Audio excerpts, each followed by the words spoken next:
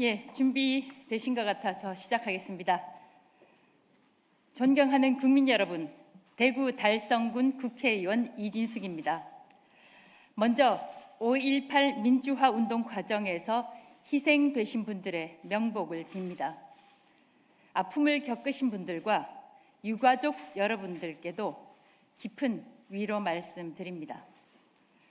어제 국회 도서관에서 저희 의원실과 새역사 국민운동이 공동으로 주최한 5.18 민주화 운동의 대조명 공개 포럼 이후 언론과 소셜미디어에서 큰 반향이 있었습니다.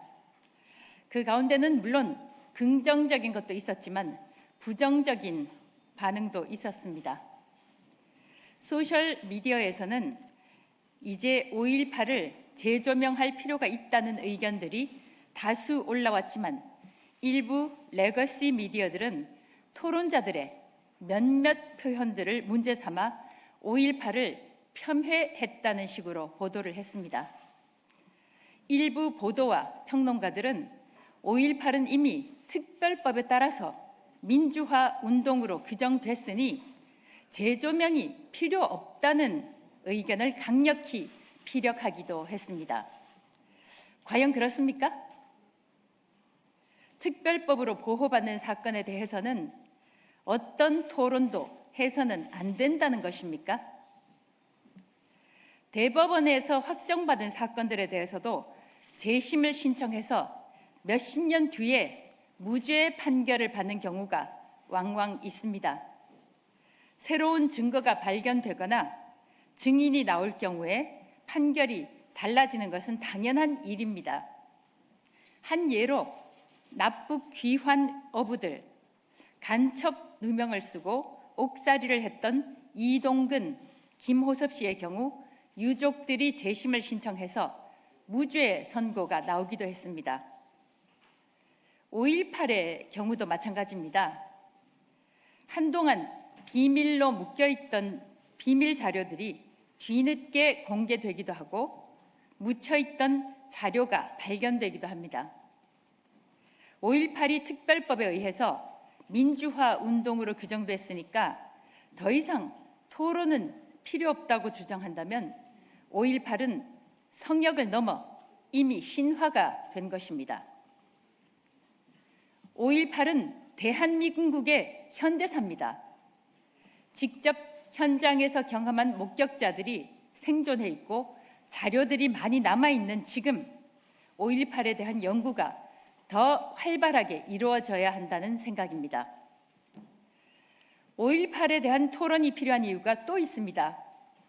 이재명 민주당 정권은 국정과제 1호에서 5.18 광주 민주화 운동 정신 등을 헌법 전문에 수록해야 한다, 이렇게 제시를 하고 있습니다. 개헌만큼 나라의 큰일은 드물다고 할 수 있겠죠. 그런데 헌법에 넣겠다는 5.18을 토론도 해서는 안 된다는 것은 어불설성입니다.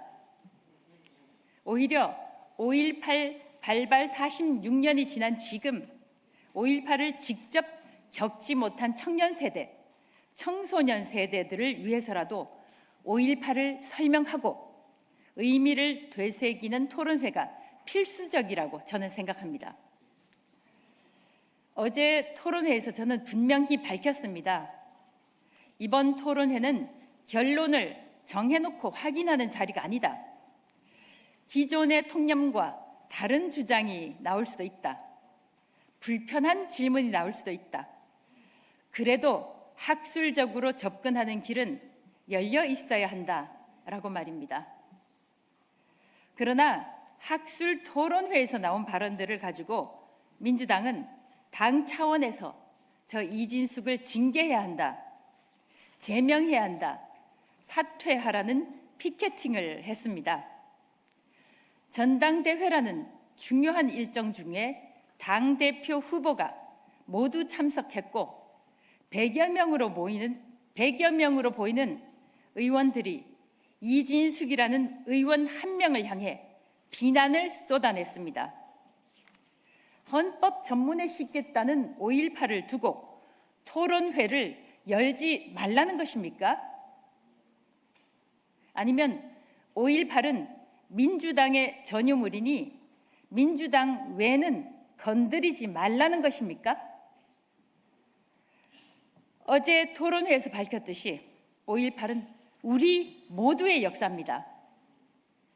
특정 진영의 전유물도 아니고 특정 지역의 전유물이 돼서도 안 됩니다. 이미 정리가 끝났으니 더 이상의 토론이 필요 없다는 말은 5.18을 성역으로 인정하라고 강요하는 것입니다. 몇 년 전 김정은의 서울 방문을 환영하는 모임이 서울 한복판 광화문에서 열렸을 때 어제 5.18 학술 토론회만큼 비판을 받았나? 그런 생각을 해봤습니다. 이 자리에서 분명히 해둡니다. 토론회에서 나온 개별 발표자의 모든 표현과 주장이 곧 주최자인 저의 견해이거나 국민의힘의 공식 입장은 아닙니다. 토론회는 서로 같은 생각을 확인하는 의식이 아니라 서로 다른 주장과 근거를 공개하고 검증하는 자리이기 때문입니다. 헌법 전문에 넣겠다면서 토론회를 금지한다? 그렇다면 5.18 민주화 운동이 우리에게 시사하는 것은 무엇일까요? 민주를 내세운 운동이 민주국가의 가장 중요한 가치, 자산인 사상의 자유, 표현의 자유를 억압하는 반민주적인 결과를 가져올 것입니다. 한 가지 더 제기할 문제가 있습니다.